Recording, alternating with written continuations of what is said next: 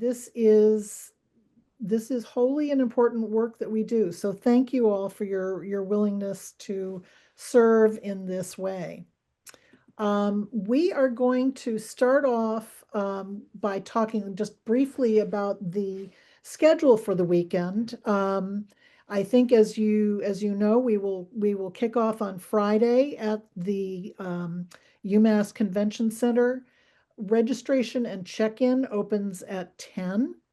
There will be coffee around, and then we will then have the budget Q&A time at 11 o'clock, which will be marked in one of the rooms down on the convention floor level.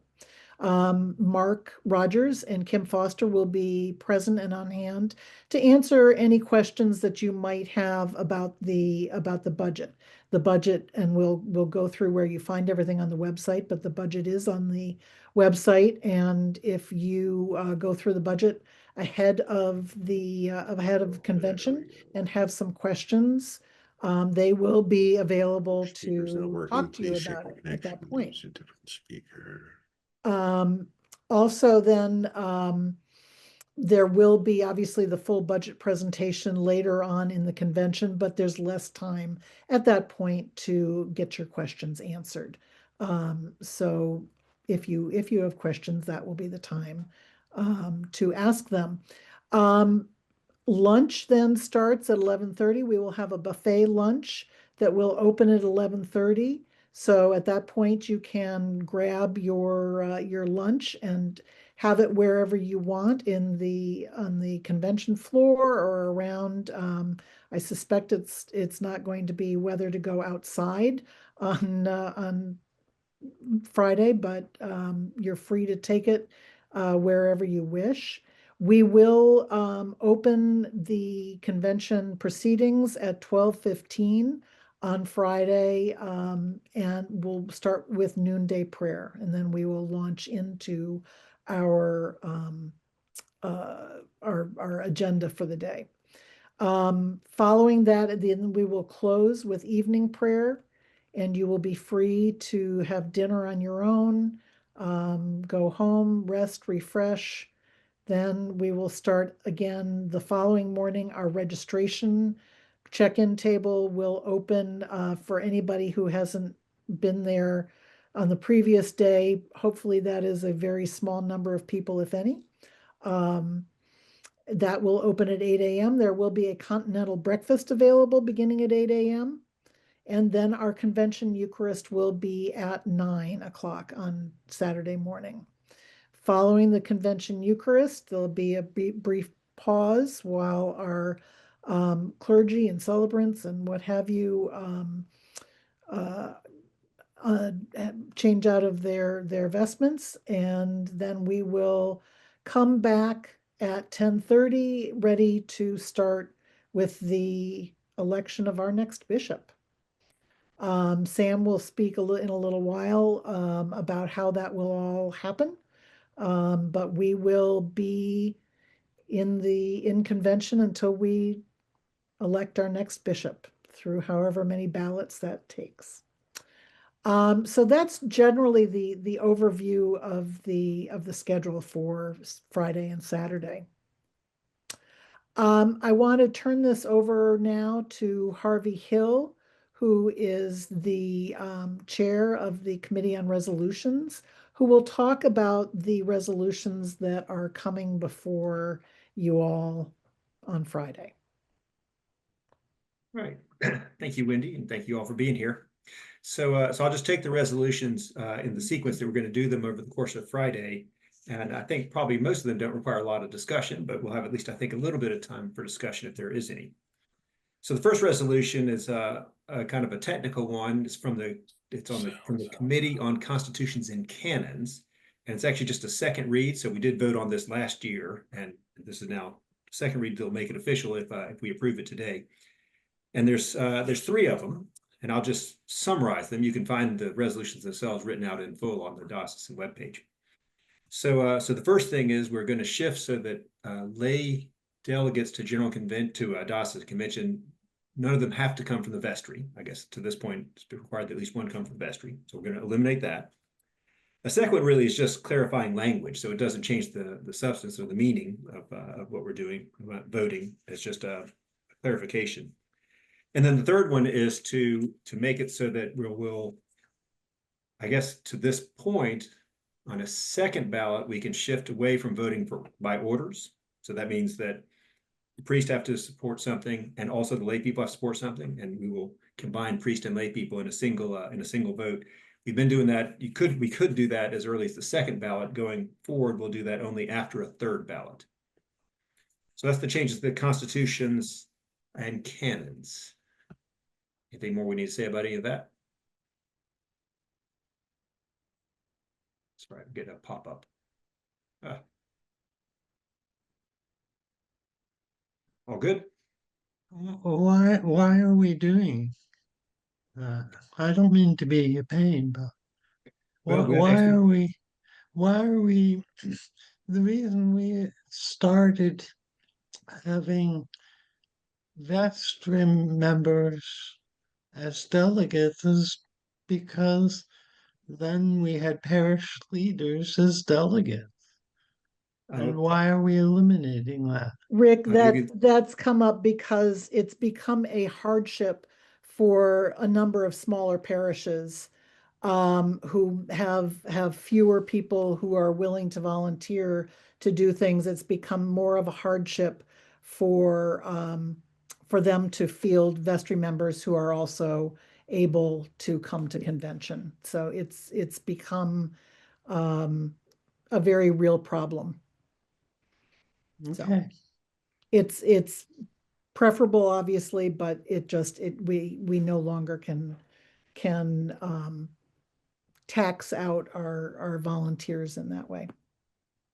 And of course, vestry members can still be elected. They don't Yes, have to. absolutely. All right, so second resolution comes from the Social Justice Commission, and that's to rename the Pioneer Valley Corridor the Connecticut River Corridor. And that's an effort to be more sensitive to our indigenous neighbors for whom the title Pioneer Valley Corridor can be disturbing. Anything we need to say about that one? Surging on. So the third one is the one that's a little bit more complicated. This comes from the Social Justice Commission as well. And it's a follow-up on we've had now a couple of resolutions about an act of atonement for racial healing. And so this time we're now putting some teeth into this effort that we've been going at for a few years. So the resolution would create a diocesan missioner for racial reconciliation, who would also be the priest in charge of St. Peter's Episcopal Church in Springfield, which is the diocese's only predominantly Black church. And so this person would be in charge of St. Peter's, would also be a half-time, I think, missioner for racial reconciliation, so helping us with the diocese to do that. And to fund that, we would dedicate for 3 years money to a total of $500,000 drawn from the endowment. And others can speak more to this than I, but I gather the financial folks in the diocese are aware of this and are ready to go. Questions on that one? And I'll just jump in as we discuss this. It would be easier if you put your digital hand up to be recognized. Vicky will be watching for you if you have something to say. And I would also just say that to ask you to remember that the time for actually debating the resolution will be on Friday. And so this is a time for clarifications, things like that. Anything more that needs to be said?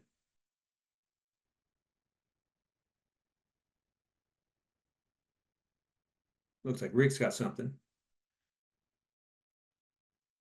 I can't find the digital hand, but I wondered if it included Hispanic and indigenous mission, This or resolution, is it purely aimed at African American?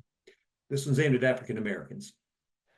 Okay. Well, I would just say that the St. Peter's has a predominantly African descent, broadly speaking, congregation, the work of racial reconciliation that the person would do as a missioner on behalf of the diocese would include broad racial reconciliation work, which would incorporate those other groups. Although we do have other specific programming around those as well. Ready to move to the fourth? Wait a minute, I think we had one other person who was raising their hand. Howie?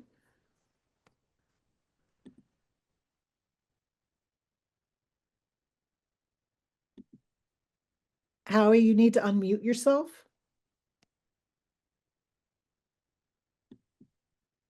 Done that twice and it keeps going back. There we go.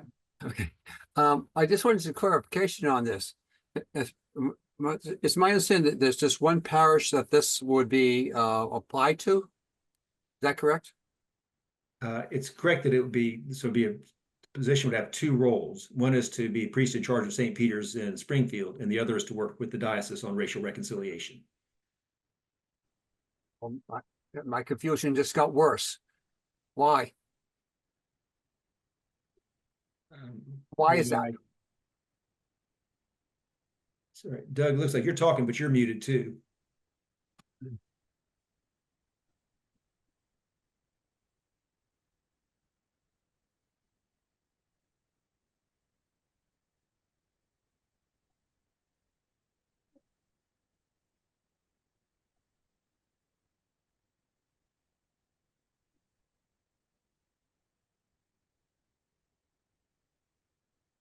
Doug, I can't unmute you. Well, while Doug does that, Howie, maybe you could be a little bit more clear. Why what? Why for the whole thing, or why for one part? No, it's the person, a priest in charge. I mean, I put it out earlier, and of course I can't find it now. You said a priest in charge of the parish as well, would be the priest in charge of the parish, as well as being on this other committee. Well, is Diocesan on the thing? diocesan staff. Members of diocesan staff. Mhm. Okay, why is that a problem? It's to fund it. It's not Okay, a so problem. basically this is a funding issue, funding resolution for funding for this additional role. Yeah. Okay. Looks like Doug, you're unmuted now. Do you want to? Yeah, so lots of dioceses have addressed the what they call reparations, Yeah. and that's because we have benefited so much economically from slavery, and we want to make reparations for that. And so we don't call it reparations; we call it atonement, because as many people a lot wiser than I am have said that reparations would take trillions of dollars that our government would have to do. And so whatever we do is going to be a small impact on that. So that's why we call it atonement. But and so other dioceses have done different things. They've offered scholarships to people people of color whose children are going to college, different things like that. And we've worked at this for a couple of years. So this wasn't like last Tuesday we decided this. The decision of people invested in these decisions is that the best thing we could do in terms of investing money is to invest in St. Peter's. That it's the only historically Black church that we have left. We used to have 3 or 4. They're a wonderful parish, but they're small. They can't afford a full-time priest. And if we engaged with a priest that could be spend more time with them, engage the neighborhood of Springfield, which is a really challenged neighborhood, that this would be the best thing that we could do in terms of investing money, in terms of atonement. Okay, you answered my questions and my concerns. So let me summarize if I am correct here. This resolution is to create a diocesan position for the priest in charge as a member to be part of the diocese. So it's basically getting 2 paychecks for doing good things. Yes. Okay. Yes. They can afford a quarter time, which they'll continue to pay, and we'll pay enough for it to be a full-time position, but half the time is spent at St. Peter's Another quarter time is spent engaging the challenged neighborhood of Springfield. Another quarter time is helping us to raise our consciousness in terms of racial reconciliation. So then the real resolution here, meaning is that we were going to be creating a new position, whatever the title is going to be. Is that correct? Right. And okay, no problem. Libby, you got a question as well? Yes, just clarification. The $500,000 over 3 years, is that entirely for compensation for the priest, or is there some programmatic funding in that as well? There's programmatic funding in that as well. It's, the exact compensation package will depend a little bit on the individual, but there's about a little over $100,000 for programming money over those 3 years built into that. Thank you. More that we need to say now on that one? So Wendy, let me just ask you a question. So the fourth one is about the rules of order for the election of the bishop. Do you want me to go through all of this as well? I only to say, because they are all there, and when I go around go through the website later on to just show where you can find all the materials, they're fairly long, so I think everybody can read them for themselves. But just to say that these are rules of order that govern our the way that we are conducting our convention for the Episcopal election only. Do you want me to go any more detail, or are we done?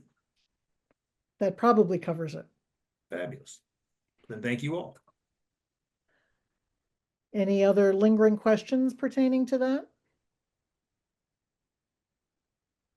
Terrific. Thank you so much, Harvey. We'll be hearing more from you on Friday. Sam, are you here? I am. Oh, good. And we can hear you. Yes. In that case, Victory over technologies. Sam, will you talk to us about what's going to happen on Saturday? I will. I'm Father Sam Smith. I'm the rector at All Saints Church in Worcester. I'm also the chair of the transition committee in the process to elect the 10th bishop of the Diocese of Western Massachusetts. And I want to begin with a big thank you to God and to the search committee who brought us 3 wonderful candidates for bishop. I hope you were able to attend one or more of the meet and greet events that were held throughout the diocese just last week. And if not, I urge you to go to the diocesan website and watch the videos of the meet and greet presentations that were held here in Worcester. They'll give you a really great opportunity to hear directly from the candidates in that question and answer format that we used in the meet and greet sessions each evening. And of course, you can still find their introductory videos and their written materials on the website as well. Now, if you go to the Constitution of the Episcopal Church, you'll see that all it says about the election of a bishop is that we must have in our diocese rules for choosing a bishop. That's pretty much what they say. And we do. And they're really the same rules that are used throughout the church. Article 10 of our canons first states that we must hold the election of a bishop at our annual meeting or at a specially called meeting for that purpose, and that adequate notice of that election must be given to all clergy and lay delegates. So we fulfilled that requirement. And the second section of that article says, the election shall be by ballot and by orders, and the concurrence of a majority of each order shall be necessary to constitute an election. That last part means that more than half of all clergy and lay delegates voting on any one ballot must choose the same candidate in order for us to elect. So that's our charge for Saturday. So this Saturday morning, we'll begin the day of the election with Holy Eucharist at 9 a.m. And in fact, we're going to wrap this entire election in prayer. Before each ballot, we will pray, and we encourage you to take a moment to pray whenever you feel the need throughout the process. Our meeting will be called to order at 10:30 a.m. And I want to remind you that before that happens, you need to check in again with Simply Voting. We will have done that on Friday, but on Saturday morning, you're going to need to check in again on Simply Voting, and they'll be talking a little bit more about that later in this meeting. But we need you to check in again on Saturday morning so that we know that we have a quorum, and also that we have an accurate count of how many folks are actually present and voting on Saturday morning. So we will vote by ballots using the Simply Voting platform. It's the same one we've used on Friday. The ballots will look the same for both clergy and lay delegates, but the system will divide us into orders when we vote, clergy and lay, for the purposes of counting. You don't need to worry about the fact that you're sitting next to a person who's in the other order and their ballot looks just like yours. It'll all work out. The system will divide us up as it goes. So on Saturday, after we pray, I will declare our first ballot open, and you'll have adequate time to vote. We'll then verify the results, and we'll notify the candidates of the results, and then determine if indeed all the candidates choose to remain in the election. After each ballot, they have the choice whether they decide they want to remain in the election. That's a process that will take some time. How much time it will take at each ballot, we don't know until it happens. So therefore, we ask for your patience as we take each ballot. We're going to ask you to remain in the room so that you're ready and available to hear the results of each ballot, and then to cast your vote on a subsequent ballot should it be necessary. So as we do that, we promise to not only keep you occupied, maybe even entertained between ballots, but also we promise that we'll give you breaks periodically. We'll let you know if we give you a break when you need to be back. We also will break for lunch at some point in the proceedings. And we will need to stay there as long as it takes for us to elect a bishop. Now, when we elect our next bishop, when one candidate has a majority of the votes in both orders on the same ballot, we will, of course, celebrate. But our job will not be complete. Each one of us voting is then required by the canons of the church to sign a testimonial stating that we know of no reason why our new bishop should not be elected, and that we also believe the process to have been properly executed. Now, we'll provide to you more information on how we will complete that process at the time we do it. So don't worry about that now. Just know that your job isn't done once we elect. We still have more to do. So at this time, I just want to thank you for your prayerful participation in the process, and preemptively thank you for your patience with us. As the bishop and Wendy and I discussed a couple of weeks ago, we realized that none of us have done this before, at least not in the roles that we're playing, right? And so we think we're really prepared for Saturday, but undoubtedly something will happen that will surprise us. So we're all going to keep breathing and praying, and we know that God is with us and will guide us to elect a wonderful new bishop to follow in the footsteps of Bishop Fisher. Amen? Amen. Sam, I know Nina's got her hand up. I will just add to what you said that nobody will want to leave without signing the testimonial, because after the testimonials are signed, we will presumably hear via Zoom from our new bishop. Right, you kind of gave away my surprise, but that's I was gonna spring that on you on Saturday so that you really knew you wanted to stay. That's our plan, is that the bishop-elect will join us by Zoom and greet us. Sorry. That's okay. But that's the plan. Yes. Nina, you have a question? I have a request. Yes. So as the person who is helping with the time in between, while Sam and the really powerful powers that be go off in behind the magic curtain and figure out all the things that are happening before we hear what happened with the ballot, we will be in the room. And I am going to ask you to bring both your patience and your prayers and your sense of humor. We will need it.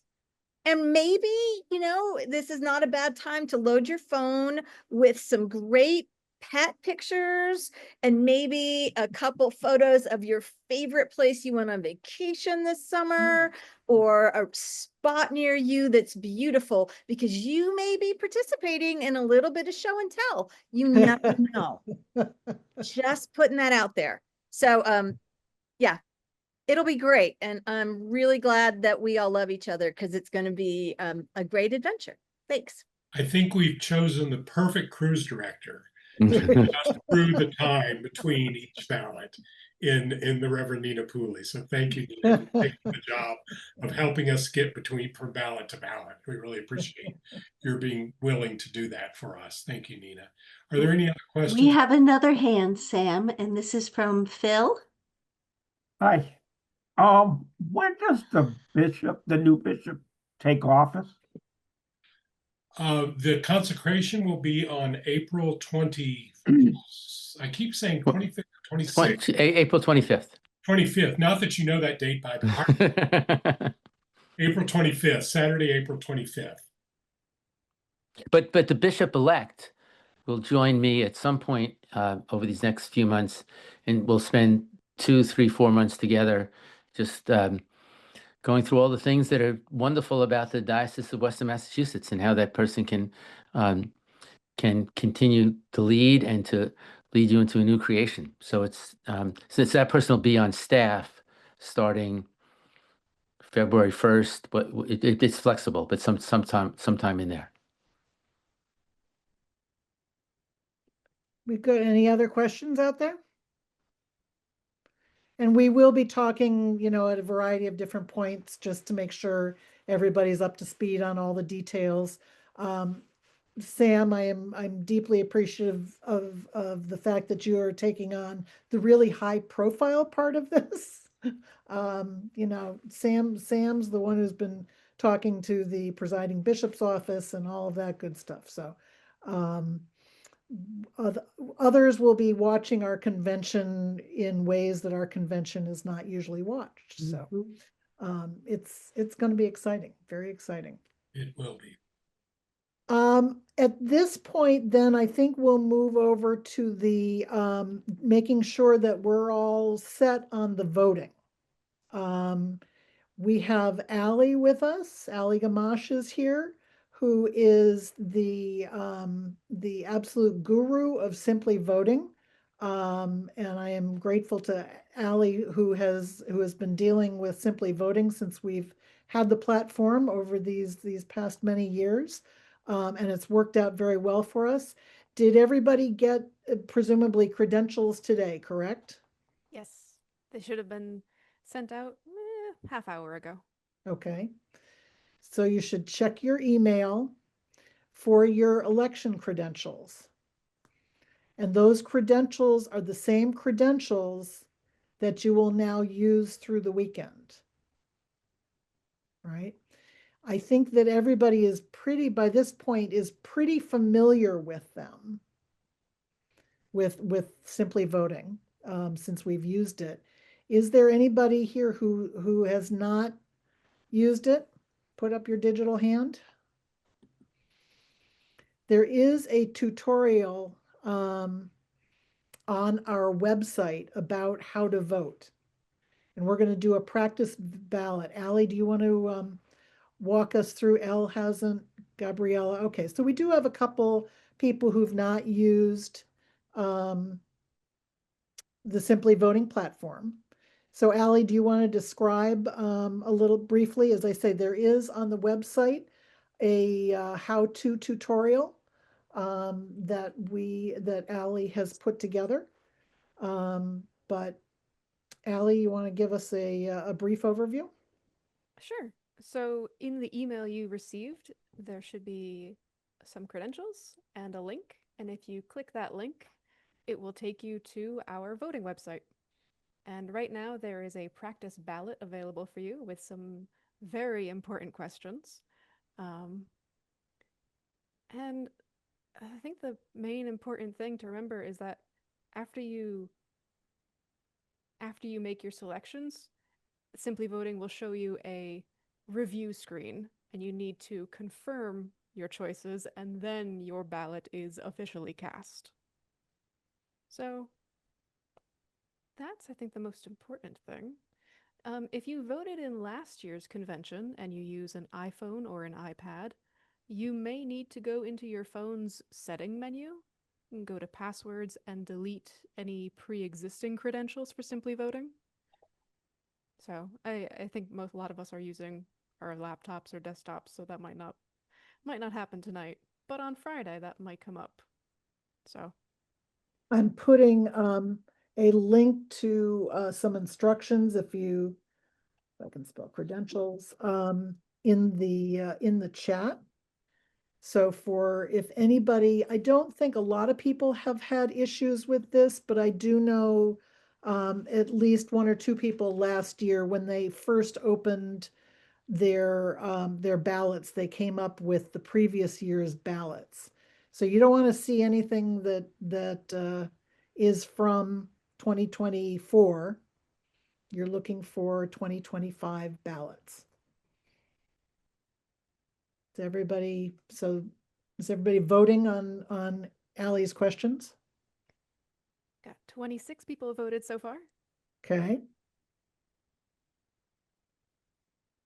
Allie, you said these are our credentials for the whole weekend, right? Correct. And don't worry if you forget them, we will have them for you available at convention. Awesome. If you forget them, you can find Christina, you can find me, and I think we'll probably send out another email on Friday morning. So Thank you. There will be, we do encourage everybody to bring their own smart devices. There is what we call the voting kiosk. Christina will be there as she has been, so that if you don't have a smart device, if anybody forgets their phone or what have you, there will be a way to vote over there, again with your credentials, so that we want to make sure everybody has complete accessibility. There will be Wi-Fi instructions when you arrive about how to get onto the UMass Wi-Fi. Although I think over the past several years, we've found that folks do perfectly well also with just your regular data. So either Wi-Fi or your own data will get you there. How are people having? we've had 44 people vote so far. Excellent. Excellent. Is there anybody who needs a little more time to vote? Sandy? Okay. Give you a few more minutes. I appreciate you taking this very seriously. We need to know what your favorite flightless bird is.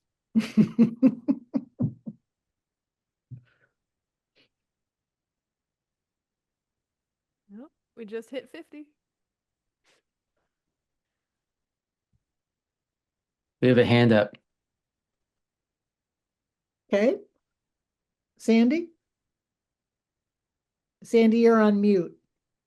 Need to unmute yourself. Good. Where'd Sandy go? I lost her. Right here. Charlie Houghton, name is up. Yeah. I don't have an email with credentials.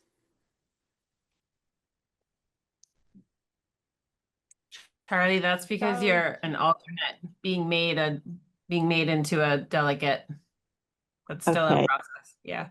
We're getting people's signatures for Wendy. Okay. Okay then. Sue says, let's see. my email came and I watched it disappear. Sue, check your spam file. I'm not sure why that might have happened. Mine came like just as she said you should have an email today. So mine came like at 7:11. Okay, well, hang on to those. They will go out again on Friday morning, but they Sue, will if be you the wanna- same credentials. If you want to message me in the chat, I can just get you your credentials. I'll just send them to you privately, if you wish. Who just said that? Allison. Huh? Allison. Okay. There's Sue. I got you, Sue. Okay, thanks. No worries. I mean, I watched it come in. I heard the bing, I saw it, and it It went disappeared. straight to spam. No, it it didn't. All right. I want to know about the pizza toppings. How are we doing, Allie? We have 66 people here, and how many votes?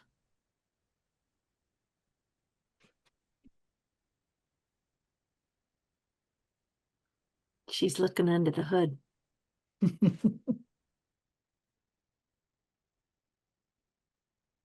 Okay.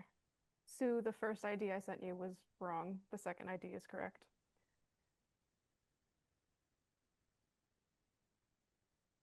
Oh. You know, I don't think I get any results until I've closed the ballot. Ah. Well, that'll happen on Friday too. The ballot is closed. Yes, we will be announcing and we'll give everybody adequate time to vote and then, warning when we're going to close the ballot. So I think that in the interests of moving our meeting along, let's close the ballot and then get our results.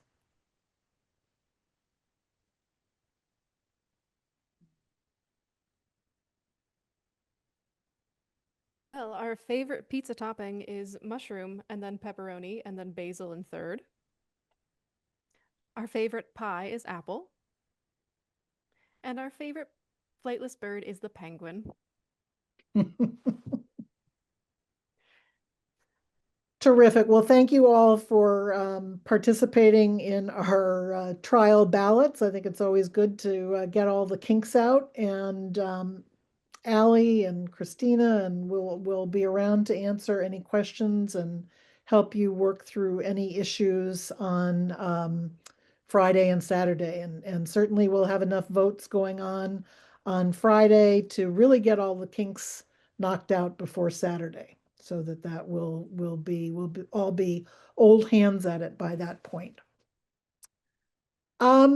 So moving on, just to touch on a couple other things. I want delegates to really think about what it means to be a prepared delegate.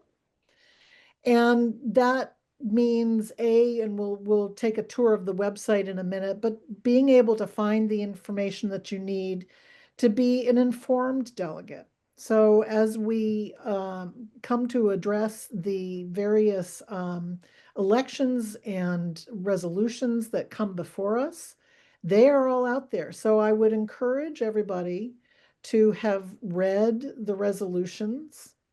There will obviously be time to debate and discuss the resolutions on the floor on Saturday with Elle Morgan is our parliamentarian. She will be giving us on Friday a brief overview, reminding everybody of parliamentary procedure and how we properly debate things. But everybody, it will be helpful for you all to have read and sort of incorporated the various resolutions into your consciousness. Also, the elections that will happen on Friday will be for diocesan office, including the deputies to our next 2027 General Convention. So being familiar with them and their materials.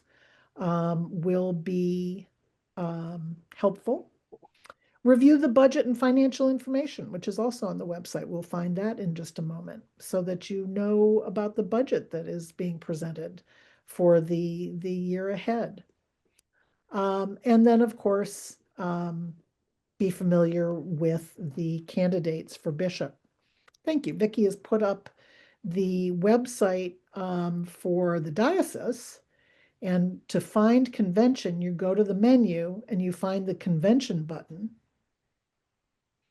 And there will be, it'll be on some QR codes. So here is the convention website. I hope this isn't new for anybody, but this is this now is filled out with all kinds of information that will be helpful for our time together. The convention schedule is right there on the on that main page. With some pictures from last year. Down at the bottom of the main page is the link that you can use to submit prayer requests. The Daughters of the King will be in the chapel. The chapel, as ever, will also be on the same floor with the rest of convention, and the Daughters of the King will be there. So if you need to take a moment to ask for prayer requests, prayer intentions, you can either go in and see them, or you can submit them through the website. And as I say, the chapel is there if you need to have some moments of peace. The For Delegates tab is a wealth of information, all sorts of things there. So you've been presumably going there to find information about nominees and the agenda and things like that. You can see that on the main page there is okay. Vote here. Vote here. That will just in case you lose your way, you can always find your way to vote right there through the site. That takes you directly to the Simply Voting platform, which is terrific. If you click on the big button that says learn about who you're voting for, that takes you, not the candidates for bishop, no, learn how, that takes you to the nominees for diocesan office. So you'll see there that there are tiles with their pictures for all of the terrific folks who are standing for various diocesan offices. And if you click on the tile, on the photograph of them, it will take you to their nomination forms. Scroll down a little bit, and then you'll see nomination form. And if you click on the nomination form link, you'll see the material that the candidate has submitted with the names of the people who endorsed that nominee. And if you scroll down a little bit further, the answer to the questions that are asked of nominees. So you can familiarize yourself with all of the candidates for diocesan office. The majority of the positions are running unopposed. And I thank Tom Damrosch and Sue Gore and the entire committee on nominations for putting together our slate. And then we have 5 nominees in the clergy order and 5 lay nominees who are standing for deputy to General Convention. And we will be voting for those people to rank them as they prepare the delegation for 2027 in Phoenix. Summertime in Phoenix. So that's where you'll go to see the nominees. Further down on the For Delegates tab, you will find links to all of the resolutions. So that's where you can read and see the language that is in each of those resolutions. Plus, you'll see that there is supporting information for the resolution on racial atonement. So there's plenty of reading material for you there as well. Underneath that, we have the reports to convention from various missions and ministries throughout the diocese. So if you want to know what the Global Missions Committee or the community of deacons or whichever, that's a great place to read the reports that were carefully prepared by the heads of all of those ministries and missions. Finally, the finance information is down here as well. So if you click on those links, you can get up to speed on all of the financial information, the budget, everything else, so that you can be informed about all of that. That's all been prepared by Kim and our finance folks. Moving over on the green tiles, no, hang on. On the green tiles, the convention liturgy. So as I mentioned, on Friday, we will have both noonday prayer and evening prayer. So the liturgies are there electronically for you to follow along. The liturgies will also be on the screen. So you don't necessarily need to pull up, on your phone, the whole liturgy. They will be up on the slides. Right now, that convention liturgy button is has the Friday liturgies. After Friday is over, we will be swapping it out, and the order of service for the convention Eucharist on Saturday will show up on that green button. I'll talk about parking in a couple minutes. So we'll leave the rest of the green buttons. Up at the top, we talked about the nominees for diocesan office. The candidates for bishop are behind that tab. And so if you want to go and catch up and see again any of the materials that have been put forward by our 3 terrific candidates, that information is there. Vicki, where are the videos that came from the meet and greets? They are on the meet and greet page. So we can link that in too if you want. Meet and greet page is here. And all the videos are also on our YouTube channel. So lots of ways to catch up if you weren't able to go to any of the meet and greets, or if you want to see more of the answers, the questions and answers that the candidates gave us in the 3 days of the meet and greets. That's where you're going to find them.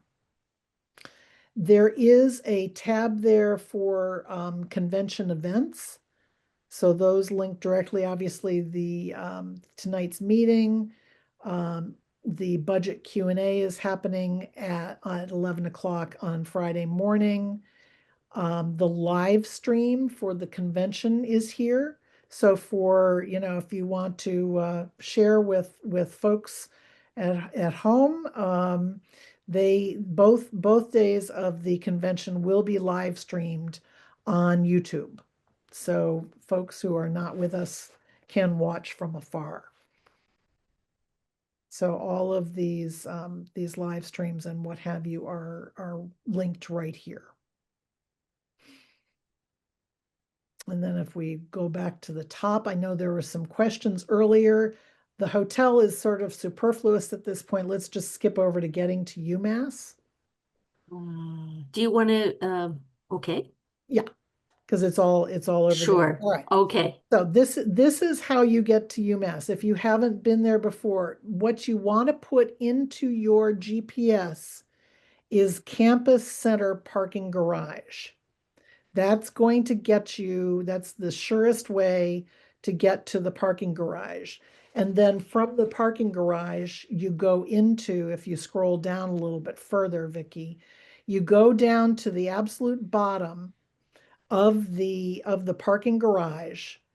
And you'll see this doorway in for the entrance to the Hope Campus Center and Hotel UMass.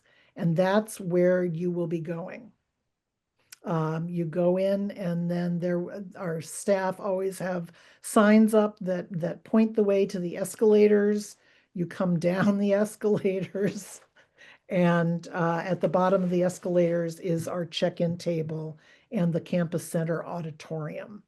That really is Campus Center parking garage has been over the past several years the tried and true thing to put into the GPS. For those who are familiar with the UMass campus, you're coming up Commonwealth Avenue and then hanging a right onto Campus Center Way and going up the hill until you see the entrance to the Campus Center garage.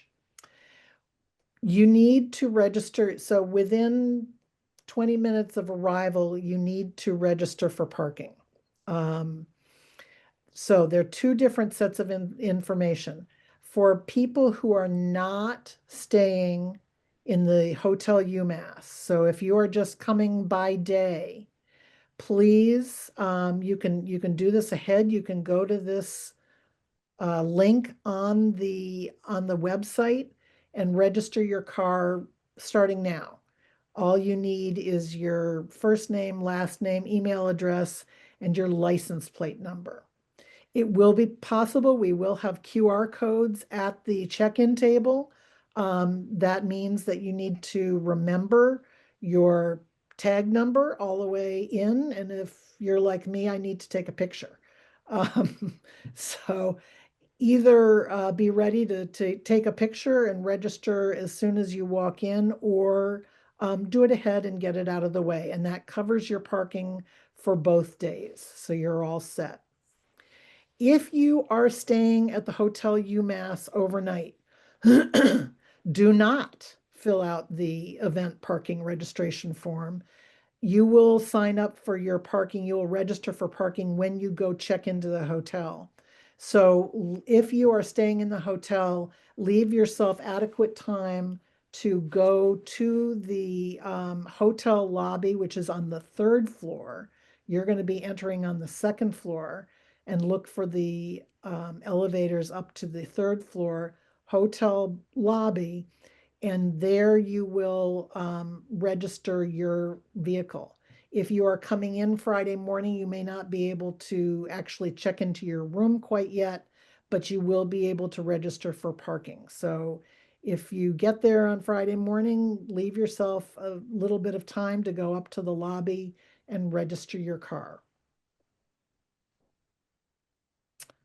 I think that covers our website. What questions can we answer about parking or anything else? Let's see. Looking for hands.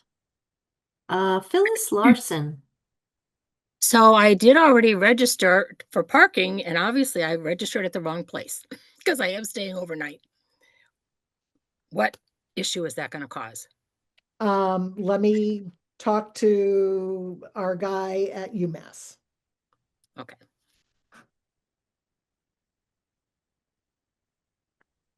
Question from Howie about when you can check in at the hotel. I believe check-in is 3 o'clock.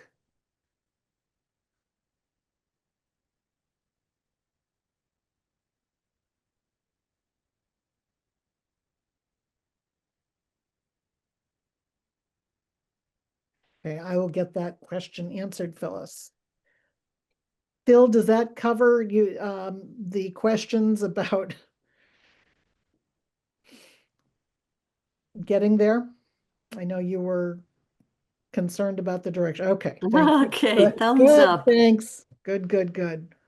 I will find out okay. All right. I will find out from my friend Tom at UMass, who is my man of all the details, and find out what happens if you're staying at the hotel, but you've already registered And I will, if you could just shoot me an email to tell me or to tell me that you've done that, then I'll know who has already done that. And we'll take care of it. We will be, just as an FYI, I think most people are aware that there was a terrible fire at Olympia Place Apartments in Amherst last weekend. Thank God nobody was hurt, but obviously over 220 people, mostly students, have been displaced. We will be taking up a collection on Friday to support the victims of that fire. So there will be more information when you arrive about that. Our collection at the Eucharist on Saturday is for human to human. Plus there will also be, as ever, an opportunity if you have a UTO gift to bring from your parish. There will be the in-gathering for the UTO. I do want to say that it will be, and I think Vicky or somebody mentioned earlier, it's going to be important when you arrive. There are 2 steps to checking in. There is presenting yourself at the check-in desk where the staff is there to give you your name tag. And other materials. So that is step 1. Step 2 is to go, and you'll hear me nagging you over the PA system. Step 2 is to go to Simply Voting and check in. That's very important because that's what we work with. And I know I saw Pat O'Connell here somewhere. There you are, the chair of our credentials and registration. The report that she will be presenting depends on checking in on the Simply Voting platform. So that's very important. It's 2-step. By picking up your name tag, you are not all the way checked in.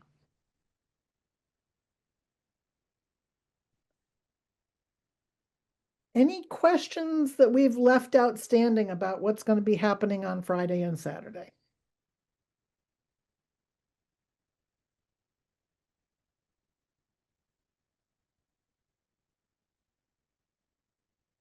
Okay, well, I think we have a whole mess of prepared delegates.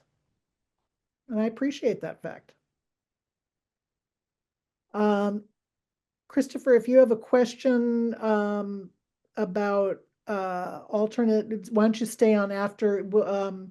Allie and Vicky and I will stay on for a few minutes to answer any specific questions that you might have about issues with registration or getting alternates certified or anything else like that.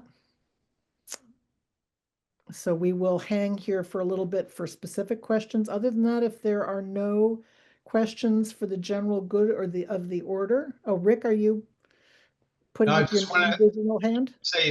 say thank you, Wendy, for putting all this together. Well, we've got a great team. We've got a really good team helping swat all the details. Rick Bellows, did you have your hand up? Yeah. Is it easier to just use a laptop or to use a iPhone? That's up to you. There is Wi-Fi if you bring your laptop. So that's just up to your preference. Okay. So getting signed on to onto the Wi-Fi at UMass sometimes can be a little challenging, but everybody usually gets in. So if you want to bring your laptop, that may be what you're most comfortable with. I tend to call people by mistake a lot. Reporting live from the floor of convention. All right, Bishop, would you like to close us out and send us on our way with your blessing? Sure. Well, I just want to say a prayer of gratitude. Gratitude for Wendy. Gratitude for all the people who worked so hard on this. The search committee, the transition committee, all the people who worked on many, many details of this weekend. And in Thanksgiving for all of you. Each of you are tremendous leaders in your parish, tremendous leaders in our diocese. And I'm just so grateful to having served on Team Western Massachusetts for these 13 years. Living God, we ask that you continue to bless us, inspire us, send us your Holy Spirit, make us a new creation. In Jesus' name we pray. Amen. Amen. Thank you. Thank you all. See you on Friday morning.